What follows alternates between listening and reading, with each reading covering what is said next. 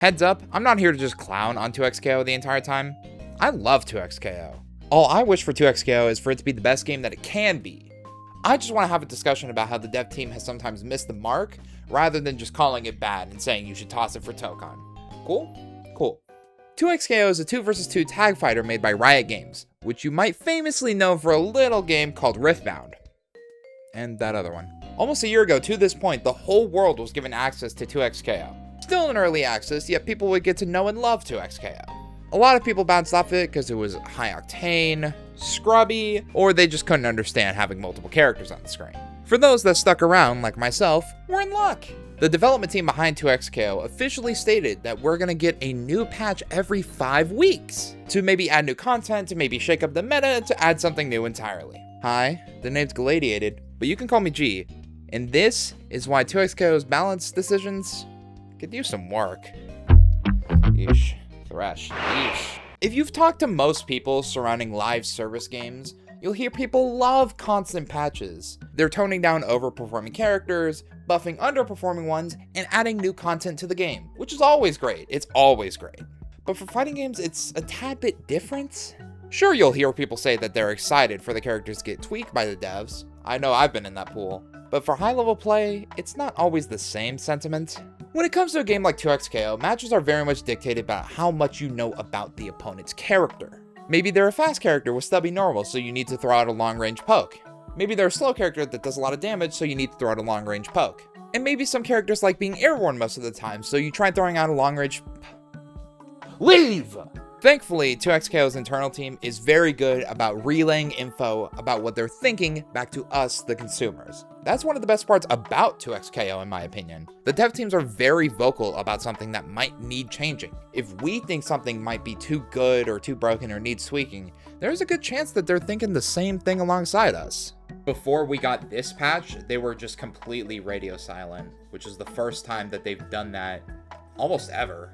Hey, this one was like pretty fine because they're on summer break, so I wasn't too worried about that. And you know they're always gonna follow up regardless. So if it's not now, then they'll do it later for sure.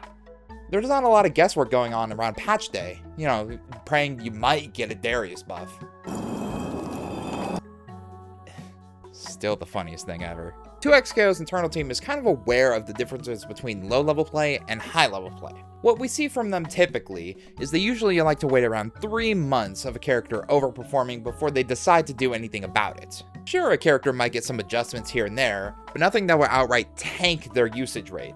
Once that invisible 3-month period is over though, they kinda just pick and choose. I mean, look at Warwick, have you seen the guy lately? Spoiler, you haven't. We as a player base still don't quite know the direction they want to take 2XKO in.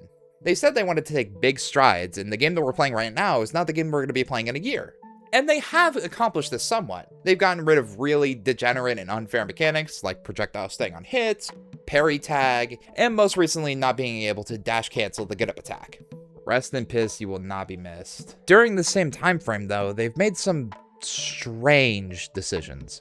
Sure, they made some odd decisions within the patches, like getting more burst on hit, so one Teemo combo builds you half your bar. It was so weird. Why did they do that?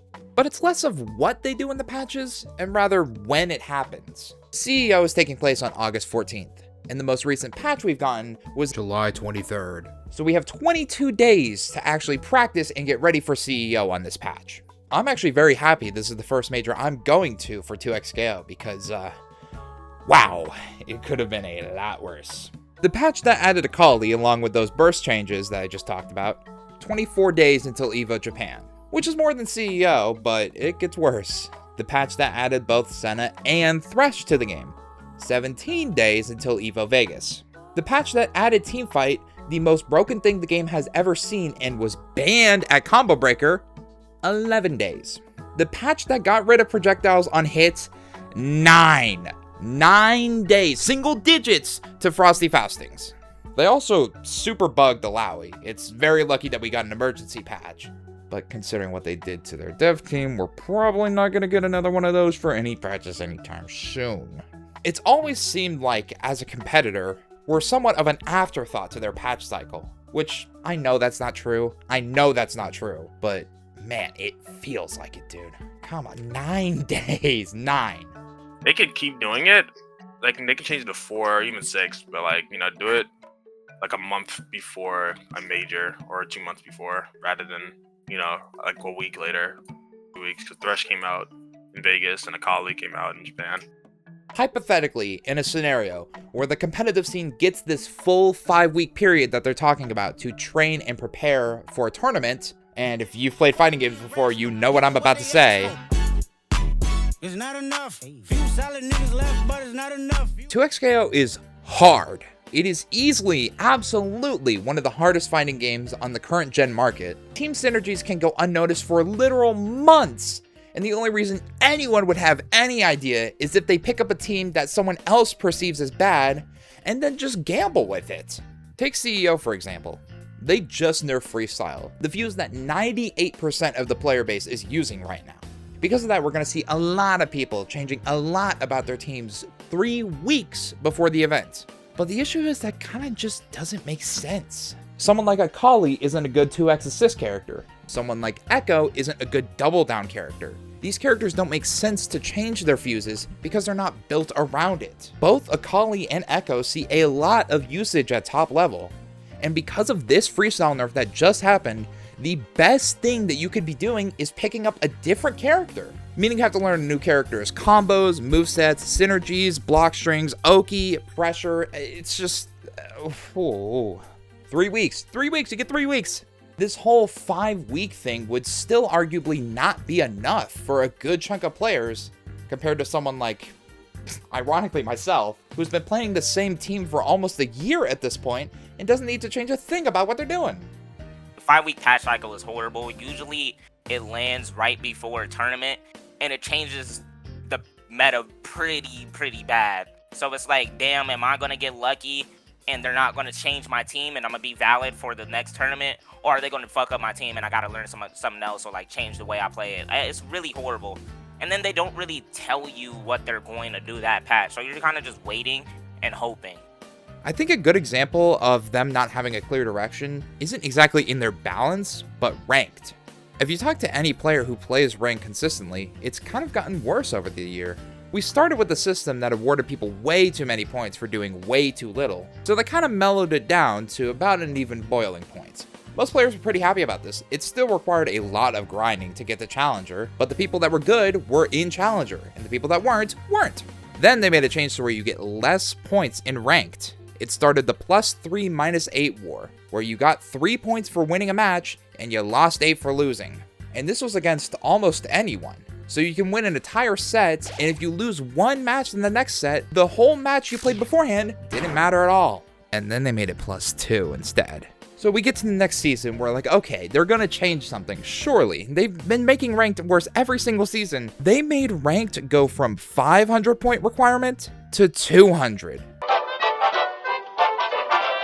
Without telling us. And the reason that was happening is because that +2, people weren't getting enough points to reach that 500 point minimum. And because they wanted 100 people in the leaderboard, they lowered the minimum. Just randomly. And then next season, they made it so you can still get points if you fight someone around your level, but they lowered the matchmaking requirements. Challenger level players, who are in Challenger mind you, are getting players from Emerald and Diamond tier consistently. And then they're like, oh, that's an issue. We should do something about that. Let's make it so you can only get a Challenger level match if you're in Challenger. 30-minute queue times. So they go back to the previous system they just did, and nothing changes. Ranked is still horrible. Cool, man. I played 4 matches and gotten 4 points. The cap used to be 500, which means we would only have 12 people. 12!